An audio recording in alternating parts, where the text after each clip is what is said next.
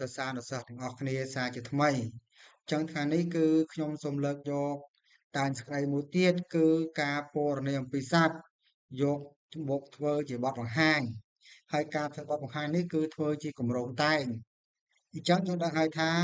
នៅថ្នាក់បឋមសិក្សាយើងគឺមានតានស្ក្តីមួយផ្នែកធំដែរគឺមាននិយាយអំពីការពណ៌នាអំពីសត្វដូចជាសត្វគោសត្វដំរីសត្វក្ងោកសត្វមាន់សត្វទាសត្វឆ្កែឆ្មាជាដើមចឹងតោះយើងមកមើលគម្រោងតែងទាំងអស់គ្នាទី1គឺផ្ដើមសេចក្តីយើងត្រូវប្រាប់ឈ្មោះសត្វចិញ្ចឹមនោះបាទតើវាឈ្មោះអីហើយពេលវេលាក្នុងការចិញ្ចឹមនិងទីកន្លែងចិញ្ចឹមចូលដល់មួយទី2ធំគឺតួសេចក្តីយើងត្រូវនិយាយមុនគេពីរូបរាងខាងក្រៅ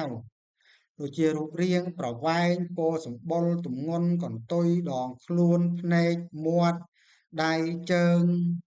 ច្រមុះរោមកន្ទុយឬក៏ស្លឹកត្រចៀកអីផ្សេងភ្នែកធ្មេញអីទីហោអញ្ចឹងណាបាទចូលដល់មួយទៀតគឺការថែរក្សានិងការឲ្យចំណីចឹងយើងត្រូវរៀបរាប់អំពីសកម្មភាពការថែរក្សានិងការមើលថែឲ្យចំណីជារៀងរាល់ថ្ងៃងូតទឹកដោះក្អែលឬក៏ថែទាំផ្សេងចូលដល់ចំណុចមួយទៀតគឺសកម្មភាពរស់នៅរបស់សត្វនោះសកម្មភាពពេលយប់តើវាដេកយ៉ាងម៉េចហើយមួយទៀតសកម្មភាពពេលថ្ងៃតើវាបានជួយធ្វើអ្វីខ្លះដល់យើងចូលដល់ចំណុចមួយទៀតគឺផលប្រយោជន៍នៃសត្វនោះយើងត្រូវរៀបរាប់ពីផលប្រយោជន៍របស់សត្វចំពោះគ្រួសារឧទាហរណ៍ជាផ្ទះចាប់សត្វព្រៃលក់ដូរឬអាចជាកម្លាំងអូសទាញផ្សេងចូលដល់ចំណុចទី3ធំគឺបញ្ចប់សេចក្តីយើងនិយាយពីការវាយតម្លៃចឹងបង្ហាញពីតម្លៃរបស់សត្វនោះសត្វចិញ្ចឹមនោះចំពោះមនុស្សយើងតើជាសត្វមានប្រយោជន៍សម្រាប់យើងដែរឬទេបាទ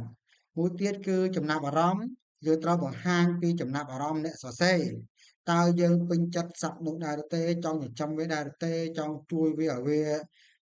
នៅគង់វង្សថិតថេរយូរអង្វែងឬយ៉ាងណាទៅអាស្រ័យលើយើងអ្នកសរសេរតែនៅកន្លែងបញ្ចប់សេចក្តីនេះគឺយើងត្រូវសរសេរត្រឹមតែ3ឬ2បន្ទាត់ឬ4បន្ទាត់បានហើយកុំឲ្យវែងពេកចឹងយើងនឹងជួបគ្នានៅវីដេអូក្រោយទៀតបាទដែលពណ៌នាអំពីអំណានរឿងសម្រាប់អ្នកស្ដាប់បាទការពណ៌នាអំពីអំណានរឿងសម្រាប់អ្នកស្ដាប់ចឹងវីដេអូក្រោយយើងនឹងជួបគ្នាទៀតបាទអរគុណច្រើនសម្រាប់ការតាមដានវីដេអូនេះតាំងពីដើមដល់ចប់